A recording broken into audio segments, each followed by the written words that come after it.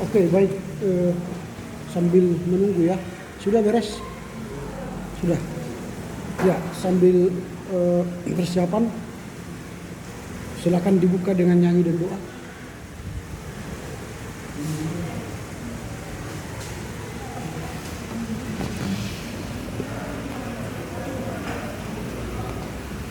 Shalom bagi kita semua. Untuk memulai percayaan kita, mari kita angkat lagu pujian kita yang sudah kami kirimkan di grup Ekumenika dari Dolim Haleluya nomor 149 Ham 30.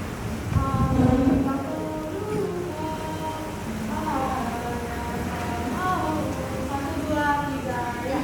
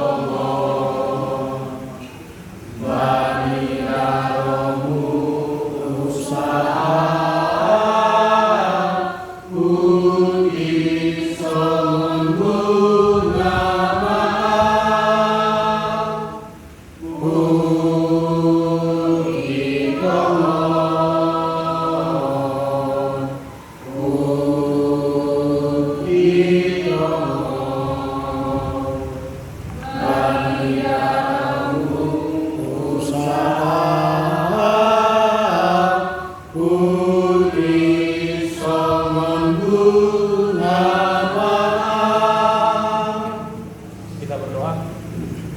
Allah Bapa yang bermentar di surga, kami mengucap syukur Tuhan buat penyertaan Tuhan kepada kami hingga pada pagi hari ini Tuhan. Kami bisa berkumpul di kelas kami untuk melakukan proses pembelajaran kami ya Tuhan. Berkati hati dan pikiran kami Tuhan, sehingga proses belajar mengajar kami bisa berjalan dengan baik ya Tuhan. Berkati kemanusiaan kami, berikan kesehatan, berikan rezeki ya Tuhan. Berkati setiap pekerjaan di antara kemanusiaan kami, begitu dengan keluarganya Tuhan, sehingga kemanusiaan kami semakin bersemangat lagi melakukan pelayanan dan terkhusus mengajari kami mahasiswa-mahasiswi STDA Sabda Bena Tuhan. Berkati kami Tuhan, mahasiswa-mahasiswi kelas C ya Tuhan, agar kami selalu dibauri oleh Roh Kudus Tuhan, sehingga kami mampu menerima pembelajaran kami pada hari ini ya Tuhan. Terima kasih Tuhan, amin. Amin. Oke, jadi kita akan memasuki materi dari kelompok 3 yang membahas soal mengkaji ulang hubungan kemitraan gereja dengan lembaga-lembaga ekumene luar negeri. Sebelum kita membahas topik ini, saya jelaskan dulu bahwa hari ini saya akan menyerahkan daftar hadir kita ke pihak akademik. Lalu saya membuat hari ini kita menandatangani 3 absen. Yang pertama itu hari ini 2 absennya, dengan asumsi kita membahas 2 paper, walaupun nanti minggu depan kita bahas 2 paper. Lalu minggu depan kita akan menandatangani UAS, absen UAS, walaupun UASnya akan dikirim tanggal 23 maksimal, sehingga kalian tidak perlu lagi datang untuk menandatangani absen UAS. Itu minggu depan kita akan tandatangani absen UAS. Tapi hari ini kita tandatangani 3 pertemuan, hari ini dan hari minggu depan, sehingga terpenuhilah ketentuan administrasi untuk menghadapi UAS. Itu ya, nanti ditandatangani absen ini 3. Yang kedua, besok kita akan Natal. Dalam rapat panitia kemarin, supaya setiap mahasiswa melunasi biaya Natal. Memang tidak diwajibkan, kalau tidak dibayar biaya Natal maka tidak bisa UAS. Tetapi diberi kesempatan kepada kita untuk membayar uang Natal ini 30.000 per orang. Kalaupun nanti tidak bisa bayar, melalui DPA lah, bicara melalui DPA ya. Kalau saya sudah sampaikan ke DPA saya kelompok 4B, hari ini mereka harus bayar. Jika tidak ada yang membayar, maka saya akan mendahulukan dana itu ke panitia, sehingga nanti saya akan penuh bayar sesuai dengan DPA saya. Tapi kalian kurang tahu saya apakah DPA nanti seperti itu, karena kasihan nanti Natal tidak ada dananya. Padahal besok kita akan mengundang orang-orang masyarakat sekitar lingkungan SCT untuk menerima bakti sosial kita. Begitu ya. Oke, hari ini kita akan membahas tentang mengkaji ulang hubungan kemitraan. Waktu selanjutnya kami serahkan kepada kelompok 3.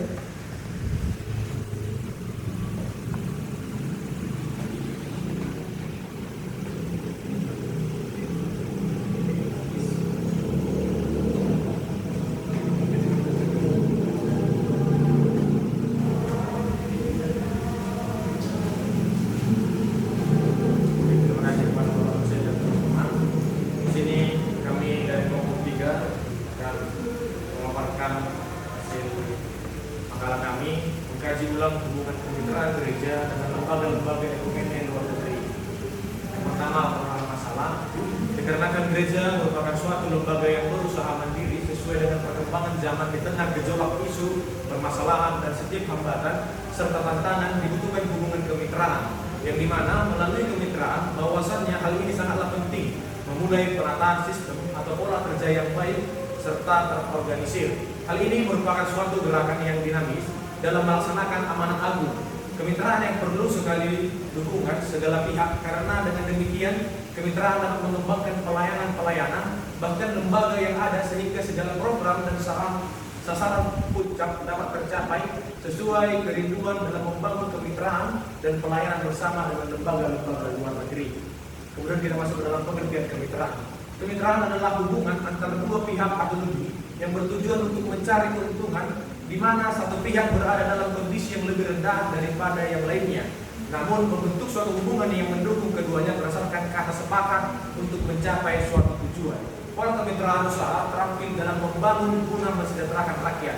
Hubungan kemitraan merupakan bentuk kerjasama dua orang atau lebih atau lembaga untuk berbagi biaya, risiko, dan manfaat dengan cara menggabungkan kompetensinya masing-masing. Kemudian pengertian gereja. Gereja adalah persekutuan yang dihimpunkan oleh Kristen untuk mendengarkan firman-Nya. Kehadiran para pejabat dalam gereja tidak dapat dilepaskan dari dua fungsi gereja yang sangat penting tadi, yaitu untuk memberitakan firman Allah dan melayani sakramen. Gereja juga harus berkarya untuk dunia dan berbuah untuk dunia. Dengan demikian, gereja adalah organisasi yang hidup dan dinamik, dikepalai oleh Yesus Kristus sendiri, harus mengalami pertumbuhan dan menghasilkan buah, sebab tujuan gereja selaku eklesia adalah mewartakan kerajaan Allah. Lalu kita masuk kepada pengertian lembaga, yang dimana lembaga merupakan wadah atau tempat orang-orang berkumpul, bekerja sama secara berencana terorganisasi, terkendali, terpimpin dengan memanfaatkan sumber daya untuk satu tujuan yang sudah ditetapkan. Lembaga terdiri dari dua aspek, yaitu aspek kelembagaan dan aspek keorganisasian, yang dimana dalam aspek kelembagaan lebih menekankan pada tatanan nilai-nilai moral dan peraturan-peraturan yang berada dalam masyarakat. Sedangkan dalam sudut pandang organisasi lebih menekankan pada aspek struktural dan mekanismenya dalam mencapai tujuan. Lalu di dalam melakukan kerjasama kemitraan, kami sudah mencantumkan langkah membangun kerjasama praktis untuk kemitraan. Di sini kami sudah memaparkan bahwa sebagai suatu gerakan atau aksi nyata untuk mengatasi masalah dan hambatan yang ada, suatu kemitraan antara gereja dan lembaga-lembaga perlu dibentuk dengan sangat hati-hati dan penuh hikmat, sambil mengutamakan yang namanya pimpinan yang daripada Tuhan dan memperhatikan banyak rencana-rencana praktis. Berikut ini beberapa langkah-langkah yang telah kami paparkan, yang dimana penting untuk membangun dan membentuk suatu kemitraan. Yang pertama yaitu langkah tahap perkenalan, yang dimana pada tahap perkenalan, dimana saling mengetahui ciri kapasitas dan kekuatan masing-masing pihak dan menggumuli bentuk kerjasama dalam doa sehingga saling mempercayai dan sama-sama meyakini bahwa kemitraan tersebut adalah berdasarkan pimpinan yang daripada Tuhan. Langkah yang kedua adalah menentukan bersama untuk visi dan tujuan yang akan dicapai,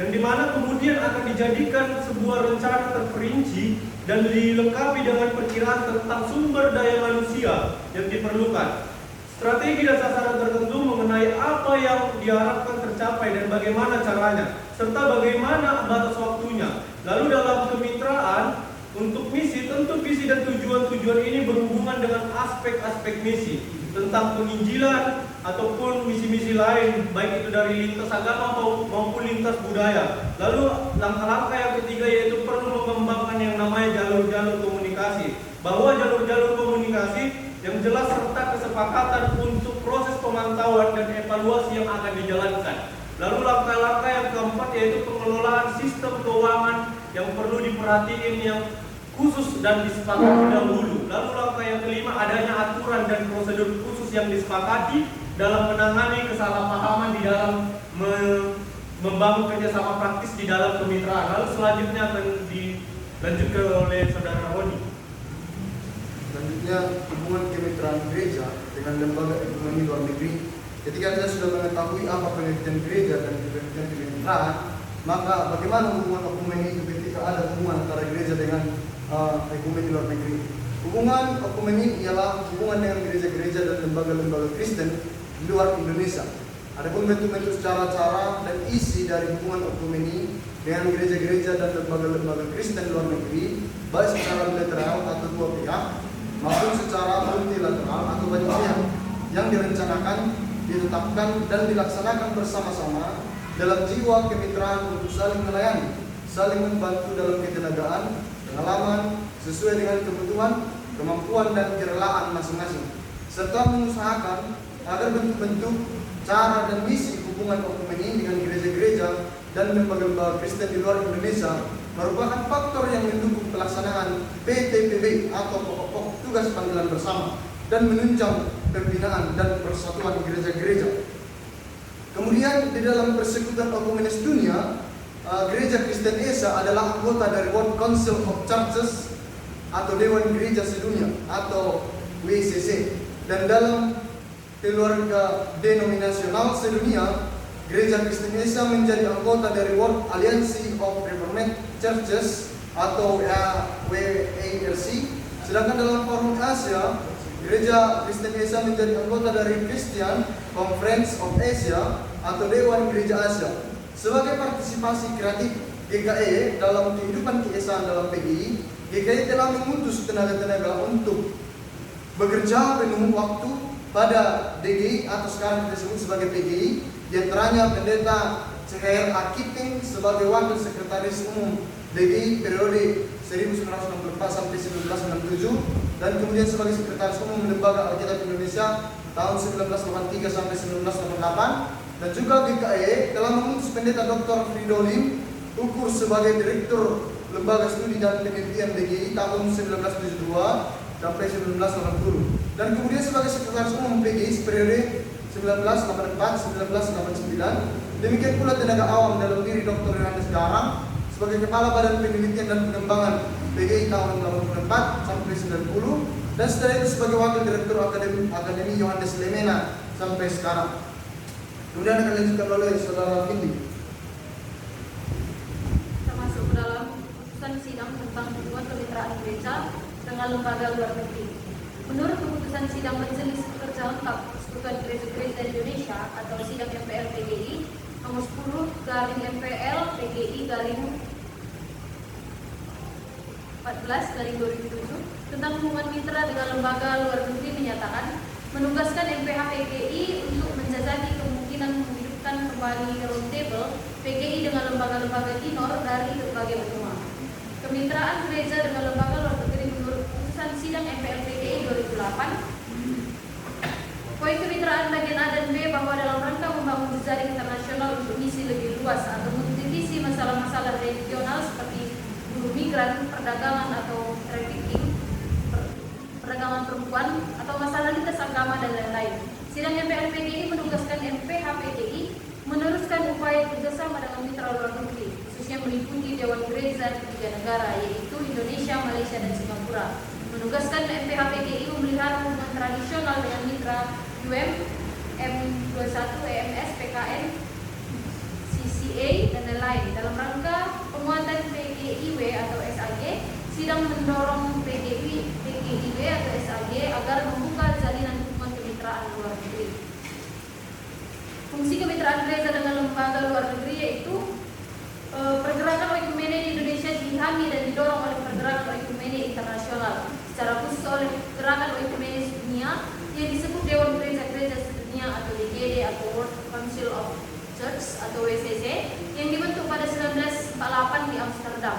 Salah satu gereja pendiri DGD yaitu Indonesia, dari Indonesia adalah HKBP. Tujuan utama dari persekutuan gereja-gereja dalam DGD adalah saling memanggil mengusahakan keesahan yang kelihatan atau visible unity dalam satu iman dan dalam satu persekutuan berjalan kudus yang dinyatakan dalam kebaktian dan hidup bersama dalam Kristus melalui kesaksian dan pelayanan kepada dunia ini dan menampakkan keesahan itu agar dunia percaya.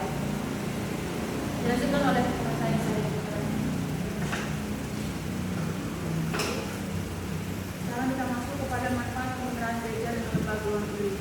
Gereja membangun kerjasama kemitraan sebagai upaya mengembangkan usaha kecil di kalangan umat, di mana gereja berada dan secara intensif kerjasama menolong jemaat meningkatkan pendapatan. Pendampingan gereja dalam pengembangan kehidupan jemaat akan menyarankan gereja bahwa peran gereja untuk menolong jemaat yang dalam kesulitan keuangan perlu mendapat porsi perhatian yang besar yang melibatkan peran serta pihak eksternal gereja sesuai dengan kebutuhan pengembangan yang akan dilakukan. Keterlibatan gereja dalam mengembangkan jemaat akan terlihat oleh jemaat dan orang-orang di luar gereja. Pendampingan terhadap pemimpin gereja mulai dari pendeta dan jajarannya bermaksud untuk mengembangkan para pemimpin dalam pengembangan visi, memperluas wawasan dan jangkauan pelayanan pendampingan terhadap jemaat. Kemudian kami telah memaparkan lembaga-lembaga luar negeri yang bermitra dengan gereja. Yang pertama adalah EUCUMINDO, kemudian UM, adalah MS, Association of Churches and Missions in Southern Germany, kemudian Evangelical Mission Work in Jerusalem atau EMWW, World Council of Churches, Lutheran World Federation, WACC, World Association for Christian Communication, kemudian yang ke-8 Christian Conference of Asia. Dan kami telah melengkapinya di dalam makalah kami, lembaga-lembaga luar negeri yang bermitra dari Jerman, kemudian dari Belanda, Amerika, lalu Swiss dan Australia atau Pasifik, Inggris, Asia. Itulah yang menjadi lembaga-lembaga luar negeri yang bekerjasama dengan gereja yang ada di Indonesia. Kemudian kita masuk kepada kesimpulan. Gereja saat ini sudah memiliki mitra yang cukup baik. Hal ini dibuktikan dengan adanya saling memberi dan melengkapi antara gereja-gereja yang ada di Indonesia dengan luar negeri yang dilakukan melalui upaya-upaya yang saling berperan dan memberi manfaat satu dengan yang lain. Kemudian saran, kiranya hubungan kemitraan antara gereja dengan luar negeri selalu ditingkatkan dan dijaga sehingga mampu menolong dan memberi serta saling menopang dalam perkembangan zaman di tengah gejolak isu dan permasalahan dunia. Terima kasih. Sekian presentasi kami kembali ke Bapak. Oke, baik. Kita telah mendengar laporan kelompok 3. Kita beri aplaus dulu untuk mereka. Oke, baik. Sama seperti minggu yang lalu, kita akan memberikan respon dan pertanyaan kepada kelompok. Nanti bagian yang pertama ialah berikan masukan berbasis data supaya kelompok bisa menyempurnakan paper ini.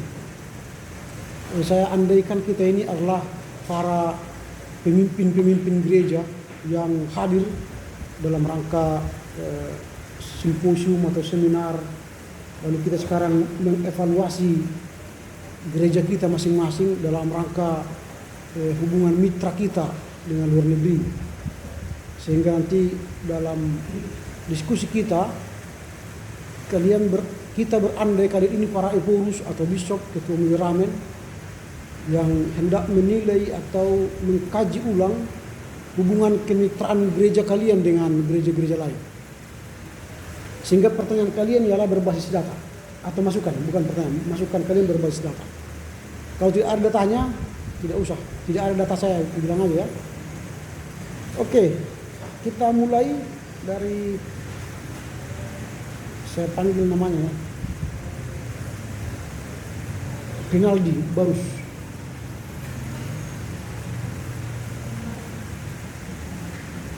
Silakan.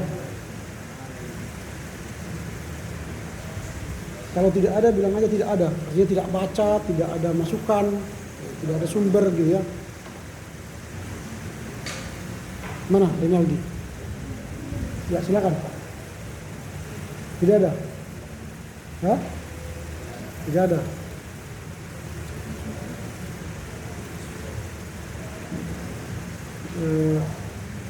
Angelin Tarihoran.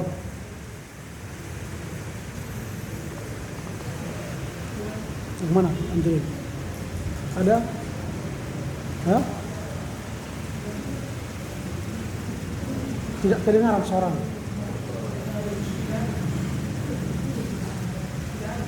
Tidak ada.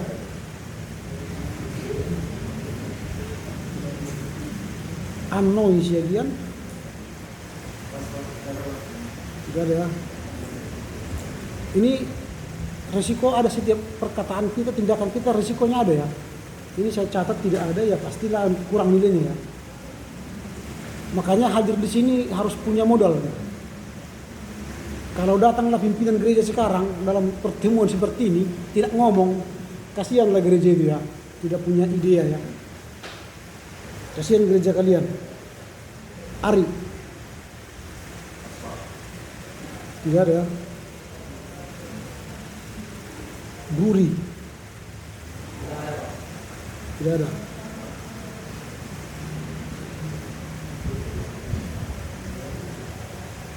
Friska. Tambahan dari jurnal boleh? Ya, silakan. Ini saya bertanya juga Pak. Masukkan, nanti bertanya. Jadi saya mau kasih masukan buat penyaji. Ada di dalam artikelnya artikelnya Leonard A.P.Hutapea dalam judul Membangun Kemitraan Gereja dalam Pelayanan Misi. Jadi yang mau saya tambahkan di sini dasar dan tujuan dari kemitraan supaya kita juga tahu untuk apa adanya mitra dari gereja ini ke ekumenik luar negeri supaya kita tahu apa tujuannya. Jadi di sini ada disampaikan mereka, ditulis oleh Leonard Reyu ini bahwa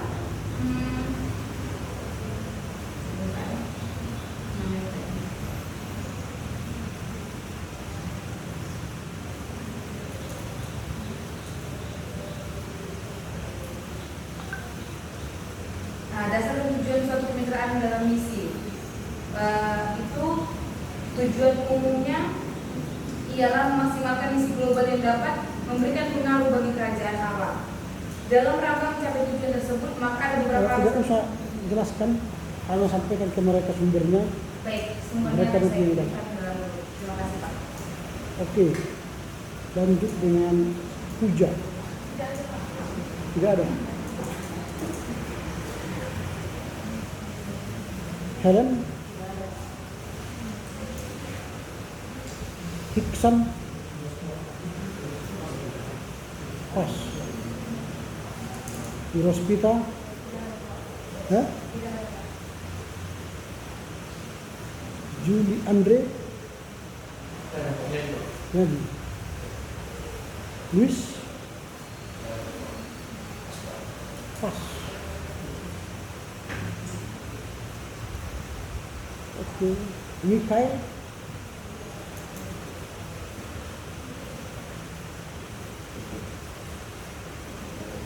Jadi saya sini kembali sebaiknya penyaji memberi masukan, saya memberi masukan kepada penyaji dalam kemitraan ini. Kalau kemitraan gereja yang ada di luar negeri ini maunya dibuat dalam hal apa dilakukan hubungannya, seperti gimana ya di diakonianya, koinonianya, atau Ada sumbernya ada.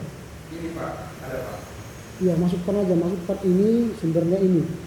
Dari jurnal Pak, membangun kemitraan gereja dalam pelayanan masa ini. Ya. Poin yang dimasukkan apa? Apa Pak? Tugas apa? Tujuan gereja Pak? Tugas gereja Pak. Oke, ditampung mereka ya. Novri Ando Sarabi. Novri Ando hadir? Tidak hadir ya? Absen ya? Okto? Silakan. Tidak ada. Francisco? Tidak ada. Regina? Hah? Tidak ada. Ria? Tidak ada.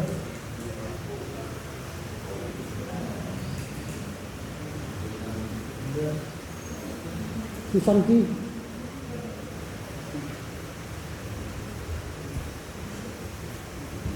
Di rumah? Saya ingin memberikan nama kepada kelompok yaitu masuk judul peranan kemitraan gereja dengan lembaga Kristen yang ada di dalam jurnal yang ditulis oleh jam Inti dan juga versi kita. Oke. Peranan kemitraan gereja dengan lembaga Kristen.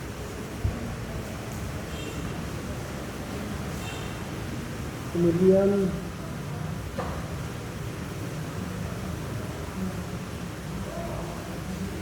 Hindi. Ngaji.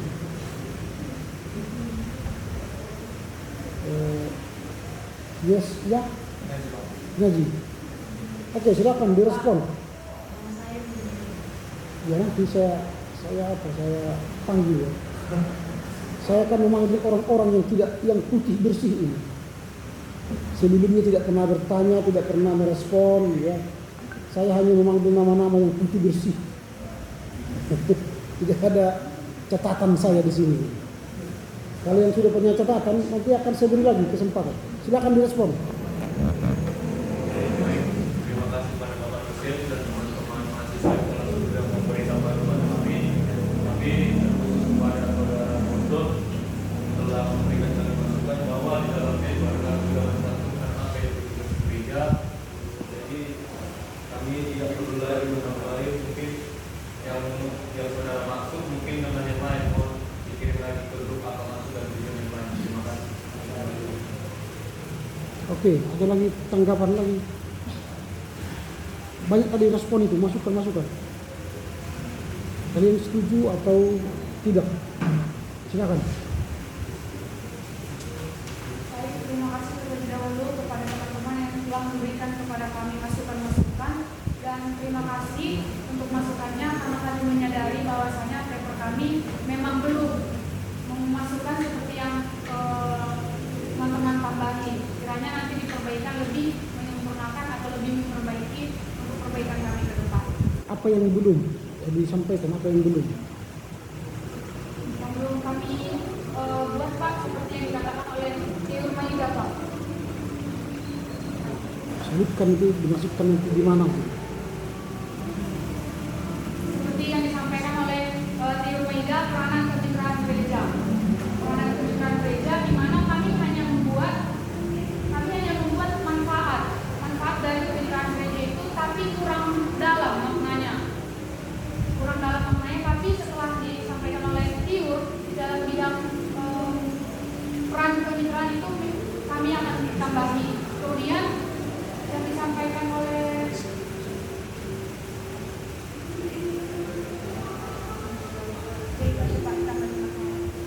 Oke. Ada lagi yang mau menambah respon? Kami juga mau merespon Pak.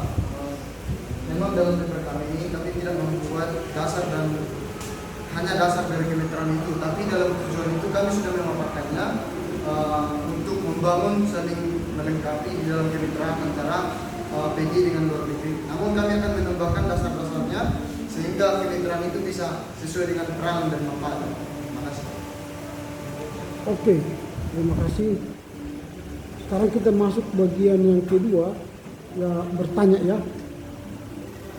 Silakan bertanya, Saudara Rinaldi.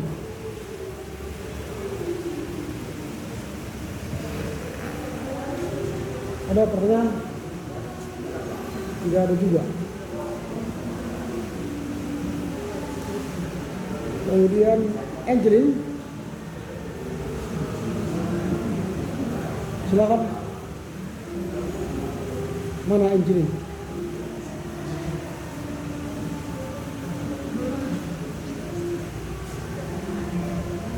Ada? Hah?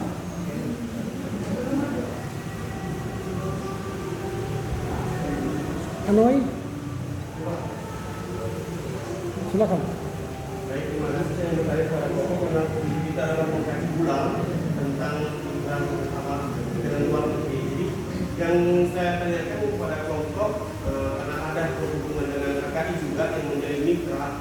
Nah, dengan IKKH Jerman. Dan kemudian pertanyaan saya, yang selalu yang nampak pada HKI adalah tindakan dari IKKH Jerman saja kepada HKI. Nah, yang menjadi pertanyaan saya, apakah harus adakah timbal balik dari kemitraan itu sesuai dengan pembahasan kita? Artinya kan ada feedback di antara satu dengan yang lain. Ada terjalin dengan hubungan karena makalah kita pada hari ini adalah mengkaji ulang. Nah, jadi apa yang diberikan HKI, karena di kelompok ada 3 orang yang dari HKI, apa yang diberikan HKI kepada kemitraan itu sendiri dan apa dampaknya bagi kemitraan antara IKKH Jerman dengan HKI? Terima kasih. Oke, Ari. Terima kasih. Di sini saya mau bertanya, sini judul kita membahas tentang mengkaji ulang hubungan kemitraan gereja dengan lembaga-lembaga ekumenik luar negeri. Jadi menjadi pertanyaan saya ialah, di sini kan dikatakan hubungan kemitraan gereja dengan lembaga-lembaga ekumenik luar negeri. Apa saja tantangan dan hambatan dari kemitraan gereja dengan lembaga-lembaga ekumenik luar negeri? Terima kasih. Saya kembalikan. Oke, Bruri. Terima kasih atas pertanyaan.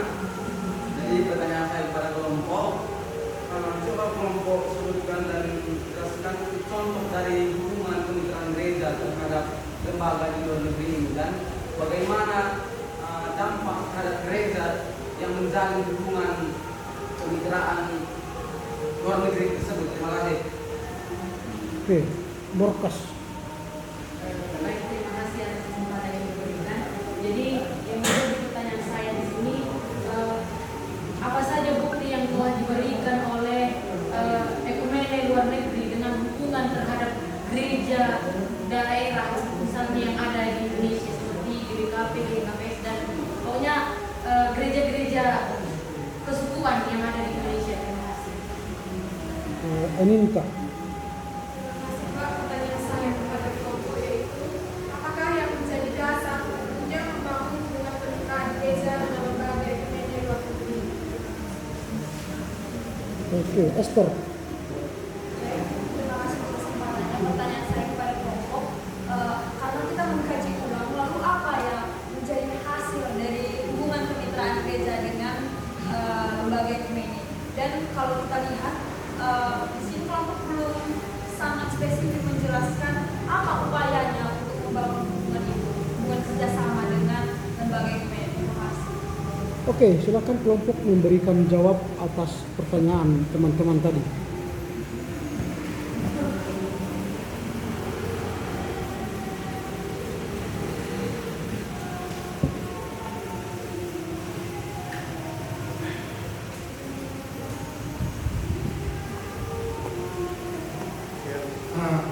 Saya akan menjawab pertanyaan selanjutnya dari saudara Noi dan itu berkaitan dengan pertanyaan dari saudara Bururi dan berkaitan juga dengan pertanyaan dari saudara Enita. Jadi jawaban kami adalah saya mau mengawali dari kata kemitraan itu, di mana sebagai suatu gerakan kemitraan ini, sebagai suatu gerakan atau aksi nyata untuk mengatasi masalah dan hambatan yang ada, suatu kemitraan antara gereja dan lembaga-lembaga perlu dibentuk dengan sangat hati-hati dan berhikmat, sambil mengutamakan pimpinan Tuhan dan memperhatikan banyak rencana-rencana praktis. Dan suatu kerjasama dalam kemitraan merupakan kemampuan dalam melipat gandakan kemampuan dari masing-masing untuk memproduksi hasil, di mana jika dikerjakan sendiri-sendiri tidak dapat dicapai. Jadi dari asumsi yang saya berikan atau petama yang saya berikan ini mendasar kepada jawaban anonim. Apa sebenarnya tindakan kemitraan HKI dengan EKKHM Jerman? Tentu EKKHM Jerman ini adalah lebih kepada kantor pemuda. Bagaimana pemuda di HKI bisa mewujudkan kualitas yang lebih baik dalam melayani, itu akan bertimbal balik dengan pemuda yang ada di EKKHM Jerman. Contohnya, di HKI tidak ada contohnya kunjungan atau Natal selera gitu. Padahal di EKKHM Jerman ada Natal selera. Dengan adanya ekumen ini, ada diskusi-diskusi formal seperti ini, maka akan memberikan dampak, saling berpotensi, saling melengkapi, saling memiliki. Itu tujuan kemitraan. Jadi kalau saudara Amin mengatakan, saya melihat tidak ada hubungan HKI dengan EKKHM Jerman sebagai timbal balik. Mungkin saudara perlu menganalisa. Karena yang saya lihat di minggu kemarin bulan Maret, HKI sendiri ada 7 delegasi yang dikirimkan ke HKI Jerman untuk melihat bagaimana sebenarnya pemuda di Jerman, dan akan itu nanti dibawa ke seri pemuda di HKI dan mewujudkan kerja nyata bagaimana melayani di HKI lebih baik lagi. Lalu bagaimana dampaknya? Dampaknya itu maka pelayanan di HKI dalam kategori pemuda akan semakin luar biasa, semakin hebat, dan semakin nampak bagaimana pemuda yang berkualitas, militansi, dan misioner. Mungkin itulah pertanyaan dari Anoi. Dan kemudian saya mau menjawab dari Anoi dan dari Minta, apakah sebenarnya yang menjadi dasar dalam perlunya membangun kemitraan ini? Tentunya dalam dasarnya adalah karena kita tidak bisa mencapai tujuan kita dengan cara sendiri, karena kita butuh interaksi dengan orang lain. Ketika kita berada dalam rendah, dalam kesulitan, dalam hambatan, dalam tantangan, kita butuh mitra. Makanya dalam latar belakang kami paparkan, dalam mengatasi kemandirian gereja itu tidak boleh mandiri sendiri-sendiri. Dia butuh mitra untuk berkembang, untuk memperbaharui diri sendiri, tidak boleh. Dia butuh yang namanya saling tolong menopang, saling memberi, saling melengkapi. Jadi dasarnya itu, dasarnya adalah karena gereja itu sendiri tidak bisa hidup mandiri. Karena gereja itu butuh interaksi, butuh pertolongan, butuh perlengkapan. Jadi bagaimana dengan pertanyaan dari Bruri yang saya berikan ini? Bagaimana contoh dari pertanyaan Bruri? Bagaimana contoh dan hubungan kemitraan ini serta bagaimana dampaknya? Contoh PIC atau janganlah PIC, Lutheran World Federation atau UM. UM ini memberikan banyak sekali kontribusi dengan gereja-gereja yang ada di Indonesia, seperti HKBP, HKI, bahkan GBKP saya rasa juga ikutnya dalam UM. Tapi bisa nanti diperjelaskan oleh Bapak dan kita apakah anggota-anggota UM bisa belajar. Tapi yang saya tahu UM ini telah memberikan baik dalam segi ekonomi, baik segi bantuan sembako, ada juga bahkan dalam segi pelayanan, bahkan dalam segi ministry, dalam segi bagaimana melayani dan mewujud nyatakan kerajaan Allah di dunia ini. Itu adalah bentuk kemitraan yang berdampak pada kemitraan sendiri. Saya kembalikan kepada teman saya untuk menambahkan. Terima kasih. Menambahi jawaban dari teman kita Roni, kami ingin menjawab terlebih dahulu untuk kepada teman kami Bruri dengan Dorcas, yang dimana pertanyaannya contoh kemitraan dan dampak, lalu bukti kerjasama lembaga ekonomi contohnya kepada luar negeri, contohnya itu gereja-gereja kesekuan seperti itu. Kita ambil contohnya itu di dalam gereja GKPS sendiri. Di dalam gereja GKPS sendiri, GKPS ikut di dalam gerakan ekumenis, dan itu masuk ke dalam tata gereja GKPS dalam bab 20 pasal 54 yang menyatakan bahwasanya lembaga kemitraan luar negeri dengan GKPS memiliki partisipasi dalam gerakan ekumenis. Artinya keikutsertaan warga dan pelayanan khusus secara aktif dalam mewujudkan dan mengembangkan hubungan-hubungan yang erat, saling menerima dan menguatkan, konstruktif dan misional dengan orang-orang percaya berasal dari gereja-gereja dan atau lembaga-lembaga gerejawi dengan tradisi-tradisi yang berbeda-beda di tingkat lokal, nasional, regional, dan internasional untuk ikut mewujudkan keesaan gereja.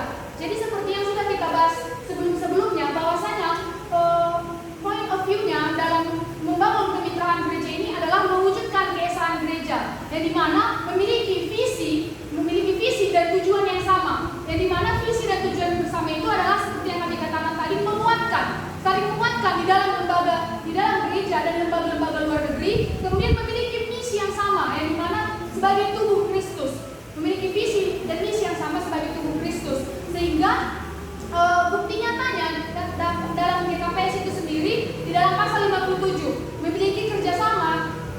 Contoh sekalian menjawab menurut Ruri, contoh kerjasamanya itu seperti yang di Asia. Sinode bekerjasama dengan atau berperan serta dalam Christian Conference of Asia, United Evangelical Mission. Kemudian di Eropa, Evangelist Kirche in Hessen and Nassau, Evangelist Christian Reis Solingen, Evangelist Christian Reis Hagen, dan Dekanas Bureau Anderdeal. Kemudian di dunia internasional, World Council of Churches, United Evangelical Mission, Lutheran World Federation, Lutheran Church of Australia, Evangelical Lutheran Church in Amerika. Jadi teman-teman bisa kita lihat, artinya sekalian juga menjawab dari pertanyaan Bang Anoy, bahwasanya apa umpan balik, apa timbal balik. Yang pasti ketika memiliki hubungan kerjasama, pasti memiliki visi tujuan yang sama. Nah, timbal balik yang didapatkan adalah apa yang dicapai itu, yaitu keesaan itu dapat. Jadi tidak ada timbal balik yang secara signifikan, tapi karena memiliki goals atau masa depan yang sama, sehingga mereka memiliki kerjasama dalam bermitra itu sendiri. Terima kasih mungkin kepada kawan-kawan. Baik, saya akan menambahi pertanyaan dari saudari Erita. Mana tadi pertanyaannya, yaitu dasar hubungan kemitraan itu sendiri. Jadi bagaimana dasar hubungan itu? Seperti kita ketahui bahwa hakikat gereja itu merupakan misioner, di mana misioner ini terdiri dari pelayanan sakramen, pemberitaan firman, pelayanan sosial, dan lain-lain. Jadi dalam menjalankan pelayanan sakramen, pemberitaan firman, pelayanan, dan sosial ini, kita membutuhkan hubungan kemitraan di dalamnya agar semua pelayanan misioner ini dapat berjalan dengan baik, seperti yang sudah dikatakan saudara Reni tadi sebelumnya. Lalu untuk menambahi pertanyaan dari saudara Reni, dampak dari hubungan gereja dan kemitraan. Jadi ini kita dapat lihat dari poin 2.7, yaitu di mana dampak hubungan kemitraan itu dengan gereja, yaitu gereja dan mitra itu kan saling membutuhkan. Lalu mereka juga akan bervariasi dan dinamis, dan kemitraan serta gereja itu akan menjadi lebih efektif melalui jejaring yang memungkinkan multiplikasi. Dan yang terakhir yaitu kemitraan dan gereja itu akan menjalin hubungan baik dan akan terpelihara. Ini itu yang bisa saya jawab. Terima kasih. Saya juga sedikit menambahi dari jawaban teman-teman yang sudah disampaikan. Pertama saya ingin menjawab pertanyaan dari saudara Esther yang menanyakan apa hasil dari hubungan kemitraan. Jadi hasil, karena saudara Esther juga merupakan warga jemaat AKI, mungkin sudah mengetahui hasil dari hubungan kemitraan tersebut. Antaranya hubungan AKI dengan AKHAM Jerman. Kita telah lihat hasilnya bahwa AKHAM Jerman banyak sekali menolong panti asuhan Zalfa. Kemudian sedikit menambahi dari pertanyaan bagian, timbal baliknya apa? Ketika AKI kemarin mengirim 7 orang ke Jerman, orang Jerman juga ada mengirim kayak 20 lebih orang Jerman ditempatkan di HKI Sarula. Mereka di sana ada 3 hari kemarin di HKI Sarula. Terus mereka berpenelitian ke sekolah SMA, SMP yang di Sarula, di HKI. Kemudian saya juga ingin menjawab pertanyaan dari saudara Emita. Dasarnya itu kebersamaan visi dan misi serta tujuan organisasi. Kemudian harus adanya saling percaya antara satu lembaga yang di dalam negeri dengan kemitraan luar negeri. Terima kasih. Baik, di sini saya sedikit menambahi bahwa saya ingin juga pertanyaan dari Arif, apa saja hambatan ataupun tantangan dari kemitraan dari hubungan lembaga luar negeri, yaitu hambatan dan tantangannya itu dari gereja itu sendiri, karena di dalam membangun atau menjalin hubungan kemitraan bahwa gereja masih adanya kurang pemahaman apa itu bagaimana, apa itu dan bagaimana kemitraan itu terjadi. Karena jikalau kurangnya pemahaman tentang kemitraan, gereja itu sendiri akan tidak dapat merasakan jalinan kerjasama dari lembaga-lembaga luar negeri. Karena lembaga-lembaga luar negeri memberikan respon yang baik kepada gereja, sehingga gereja dapat merasakan bagaimana kerjasama ataupun kemitraan yang telah terjadi, sehingga dapat membangun gereja itu sendiri semakin maju. Itulah yang menjadi tantangan hambatan dan tantangan berikutnya itu masih adanya perasaan trauma terhadap gereja, karena gereja seringkali menganggap bahwa jika gereja itu sendiri menjalin kerjasama keluar, mereka akan merasa dirugikan, merasa dimanfaatkan. Itulah yang menjadi tantangan maupun hambatan dari menjalin kerjasama kemitraan. Mereka masih merasa trauma, karena ketika mereka menjalin, mereka masih merasa dirugikan. Itulah yang bisa dikatakan oleh dari kami penyaji. Lalu kepada saudara Brumri, apa saja contoh yang diberikan oleh lembaga-lembaga luar negeri kepada gereja yang ada di Indonesia? Salah satu contoh yang dapat kami berikan dari kami kelompok, yaitu salah satu contohnya yaitu ketika ada PIC. Tentu dari GBKP mengikuti yang namanya PIC, yang dimana PIC itu sendiri adalah suatu kepanjangan dari Pastoral Internasional Klub Indonesia. GBKP juga sendiri, sebagai saya juga anggota PIC, saya melihat bahwa dari GBKP, UNKP, BNKP, semua gereja yang ada di Indonesia mengikuti yang namanya PIC itu sendiri. Inilah yang menjadi contoh dari kerjasama kemitraan yang ada di luar negeri dan yang ada di Indonesia. Mereka melakukan kerjasama untuk memberikan dampak positif agar kita yang ada di Indonesia ini kelak menjadi pastoral ataupun pelayan-pelayan Tuhan, mampu menguasai tidak hanya bahasa kita sendiri, tapi membangun bahasa mereka agar membangun kemajuan untuk diri kita sendiri. Lalu kepada saudara kami Anu Siagian, seperti yang telah kami jelaskan tadi bahwa KAI dan EKKM tentu kita tidak apalagi tidak asing bahwa AKI tentu sangat bekerja sama dengan EKKM, karena mereka juga telah bekerja sama yang cukup lama. Mereka juga telah mengirimkan 7 delegasi untuk melakukan diskusi antara EKKM dan HKI agar membangun kerjasama dan agar membangun prasarana dan struktural yang dimana HKI dan EKKM Jerman itu sendiri. Terima kasih, itu yang bisa kami jawab. Saya kembalikan kepada Bapak Tusin. Oke, kita lanjutkan bertanya ya. Silakan Puja. Terima kasih kesempatannya. Sini saya mau bertanya kepada penyanyi. Dalam membangun kerjasama gereja dengan lembaga ekonomi luar negeri, coba mendiskusikan apa program kemitraan gereja di Indonesia dengan gereja di luar negeri. Terima kasih. Sudah bisa tangkap pertanyaannya? Mengerti pertanyaannya? Sudah. Oke, Helen.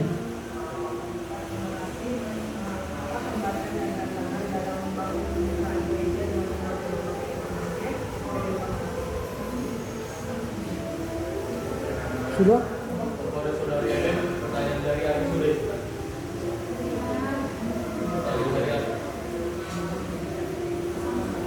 Ada pertanyaan lain? Helen? Karena sudah ditanya Ari. Ada pertanyaan lain? Kita harus nyimak ya, kalau sudah orang bertanya jangan tanya lagi hal yang sama. Tidak ada berarti ya. Siapa sih Heren? Oke, lanjut kepada Hiksan. Saya dalam menjalin sebuah kerjasama antara gereja dengan lembaga-lembaga di luar negeri itu ada yang namanya sebuah fondasi. Jadi yang menjadi pertanyaan saya, bagaimana prinsip-prinsip yang diperlukan untuk menjalankan fondasi tersebut atau mengokohkan fondasi tersebut antara gereja dan lembaga-lembaga luar negeri, dan bagaimana implementasi kerjasama kemitraan gereja dan lembaga-lembaga luar negeri tersebut, apakah cuma sebatas di jemaat gereja itu atau di luar jemaat itu atau masyarakat luas? Terima kasih. Oke, Rospita. Di mana kelompok menuliskan di sini pada poin 2.12 lembaga-lembaga luar negeri yang bermitra dengan gereja-gereja. Dan di sini juga kelompok menambahkan lembaga-lembaga yang masih bekerja sama dengan gereja-gereja. Dan menjadi pertanyaan saya, apakah lembaga-lembaga ini masih menjalin hubungan yang baik dengan gereja-gereja di Indonesia? Jika ada kendala, bagaimana caranya untuk membuat hubungan itu kembali baik? Terima kasih kembali. Luis Fernandes, Ringan Magandang.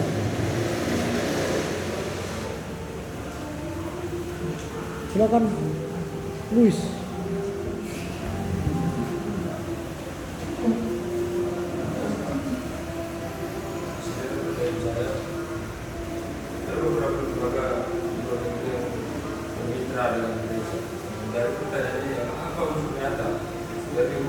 dengan mitra lembaga yang ada di luar negeri. Apakah itu semua bisa masuk ke dalam mitra gereja? Sudah ya. Yang lain, ada pertanyaan lain?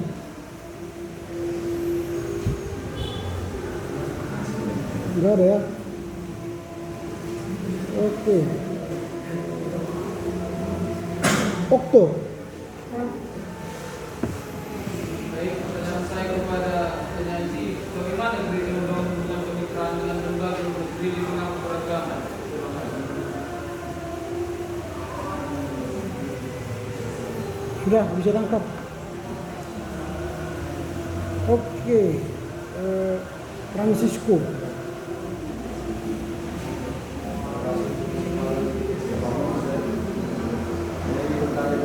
Bagaimana dalam poin 29 nanti memaparkan bahwa sidang MPHPGI menugaskan MPHPGI meneruskan upaya kerjasama dengan mitra luar negeri yang khususnya itu dalam institusi negara, dan MPHPGI menugaskan untuk memelihara hubungan tradisional dengan mitra luar dengan mitra UM21 MS EMS dan sebagainya.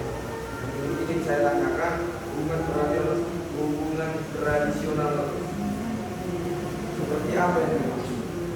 Terima kasih. Oke. Francisco. Tadi sudah ya. Maksud saya lanjut Regina.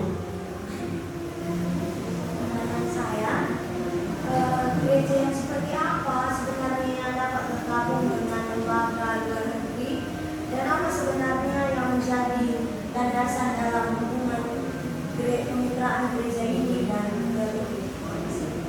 Tadi Okto sudah. Hah? Oke. Lanjut kepada Ria. Pertanyaan saya kepada penyaji, tadi penyaji menjelaskan bahwa ada lembaga-lembaga tertentu yang memberi kepada gereja-gereja di Indonesia. Lalu pertanyaan saya, bagaimana dengan Indonesia kepada pihak luar negeri? Contoh nyata apa saja yang sudah diberikan oleh gereja-gereja Indonesia kepada lembaga-lembaga luar negeri? Oke. Sardo. Sudah dari pertanyaan Sudah. itu juga di yang Jenis luar negeri kan sama. sama di luar negeri di Indonesia. Oke, ada pertanyaan lain?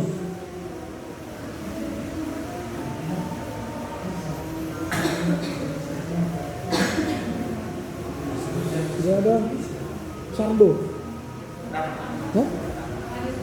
Absen.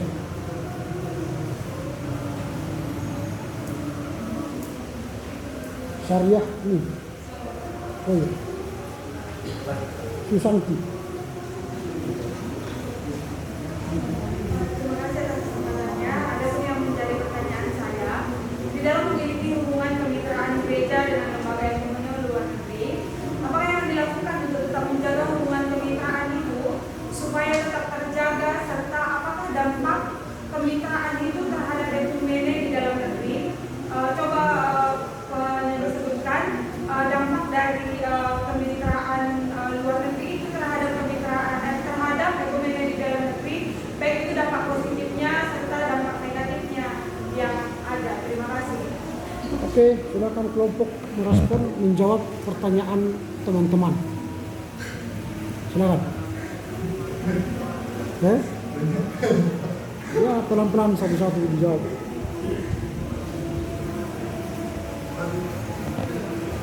Ya, terima kasih kepada Bapak Presiden yang muncul menjawab dari pertanyaan rekan-rekan sekalian. Saya mau menjawab pertanyaan dari Saudara Puja. Apa sebenarnya program kemitraan ekumene dan luar negeri ke gereja-gereja? Jadi dalam paper kami sudah memaparkan apa sebenarnya fungsi kemitraan itu, dan dari fungsi inilah lahir sebuah program. Nah, saya akan membacakan apa fungsi kemitraan itu. Fungsi kemitraan gereja dengan lembaga luar negeri yaitu pergerakan ekumeni Indonesia diilhami dan didorong oleh pergerakan ekumeni internasional, secara khusus oleh gerakan ekumeni bermisi di dunia yang disebut Dewan Gereja Sedunia atau BGD atau WCCI yang dibentuk pada 1948, di mana salah satu pendiri gereja adalah AKBP, yang tujuan utamanya dari persekutuan gereja-gereja dalam BGD adalah saling memanggil, mengusahakan keesaan yang kelihatan atau visible unity dalam satu iman dan dalam satu persekutuan perjamuan kudus yang dinyatakan dalam kebaktian dan hidup bersama dalam Kristus melalui kesaksian dan pelayanan kepada dunia ini. Jadi dari sini penjelasan yang kami paparkan inilah bentuk programnya, dengan cara membuat suatu mitra dari menghadirkan penggambar Injil dari Indonesia dengan luar negeri. Begitu juga sebaliknya, itu suatu program. Atau kalau biasanya GBKP tukar mimbar dengan GHK atau seperti yang dikatakan Bapak Presiden kita, GKPS tukar mimbar dengan GKPA, itu suatu program dalam yang bentuk suatu OPN. Itulah untuk menjawab saudara Puja dan berhubungan juga dengan pertanyaan dari lupa saya namanya, tapi ini pertanyaannya, bagaimana prinsip-prinsip yang dipegang agar kemitraan itu tetap kokoh? Prinsip yang harus dipegang adalah percaya. Jadi kalau tidak ada rasa percaya dan rasa keyakinan antara satu dengan yang lain, maka suatu mitra tidak akan kokoh. Apapun ceritanya. Jadi kalau saudara sudah percaya dengan mitra saudara, saudara akan kokoh satu dengan yang lain. Kemudian saling bekerja sama. Jangan seperti yang dikatakan saudara Ami, Ham Jerman hanya memberikan dampak kepada rakyat, tidak dengan seperti itu. Berarti di situ tidak ada kerjasama.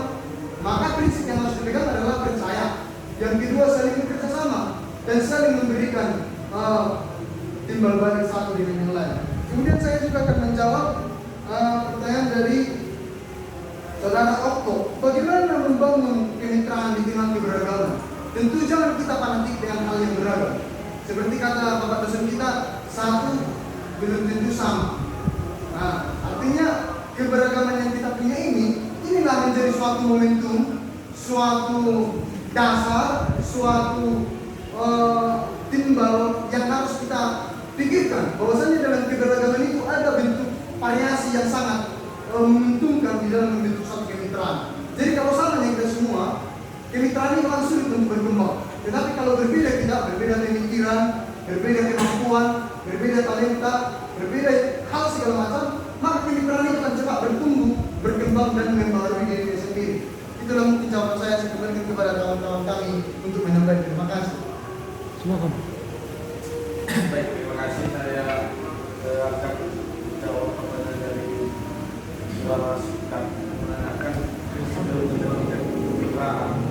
Jadi prinsip yang pertama ialah membangun kemitraan mengatasi ketidakpastian pada saat membangun kemitraan. Kemudian menghargai keberagaman untuk mengatasi kekhawatiran akan perbedaan yang akan terjadi. Lalu mengusahakan kesejahteraan yang terjadi.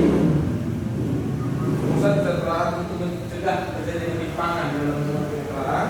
Kemudian bersikap transparan, yang terbuka dan kejujuran mengenai kepentingan dan harapan masing-masing. Kemudian menciptakan manfaat bersama agar menghindari persaingan di antara para mitra. Kemudian saya akan menjawab pertanyaan dari saudara Susanti menanyakan apa yang dilakukan agar tetap berjalannya hubungan kemitraan tersebut. Jadi seperti yang sudah saya jawab tadi kepada saudara Sika, bahwa ada beberapa prinsipnya. Jadi prinsip ini yang bisa kita lakukan agar tetap terjalinnya hubungan kemitraan yang baik. Kita juga harus mampu membangun keberagaman untuk mengatasi ketidakpastian, menghargai keberagaman, mempunyai satu visi yang sama, kita usahakan kesejahteraan untuk bersama-sama. Kemudian kita juga ketika membangun kemitraan dengan luar negeri juga mempunyai sikap yang transparan, keterbukaan. Kemudian baru apa dampaknya? Sebagai salah satu contoh dampak dari hubungan kemitraan ini di HKI kita sudah lihat bahwa HKI sangat tertolong, khususnya di Jerman sangat tertolong di bagian kemitraan ini karena EKH Jerman juga banyak menyuplai seperti makanan ke panti asuhan, pendidikan gitu. Terus apa dampak negatifnya? Mungkin dampak negatifnya ketika adanya ketidaktimpangan dalam hubungan kemitraan ini, salah satu organisasi terkesan seperti pengemis. Mungkin itu lalu menjadi dapat saya sampai teman-teman yang lain. Baiklah, saya akan menjawab pertanyaan dari saudara Regina. Pertanyaan tadi saja yang bisa bergabung. Jadi di sini ada beberapa syarat-syaratnya yang harus dipenuhi, yaitu yang pertama, gereja itu harus mempunyai tata gereja sendiri. Yang kedua itu gereja itu harus mempunyai anggota dewasa yang sudah dibaptis atau di sekurang-kurangnya 2.000 orang. Lalu menunjukkan kerjasama yang baik dengan gereja-gereja tetangganya, terutama gereja anggota PGI itu. Lalu syarat yang selanjutnya itu menyatakan persetujuannya secara tertulis terhadap dokumen keesaan gereja serta kesediaannya untuk melaksanakan semua hal dan kewajibannya sebagai gereja anggota yang bersungguh-sungguh. Lalu yang terakhir yaitu menyatakan kesediaannya untuk mensatukan bahwa dia adalah anggota PGI di belakang nama gereja yang bersangkutan. Itu yang bisa saya jawab. Saya sudah begini. Terima kasih. Baik, terima kasih. Saya akan mencoba menjawab pertanyaan dari Rospita, yang dimana pertanyaan apakah masih berjalan baik hubungan gereja dengan lembaga luar negeri. Berdasarkan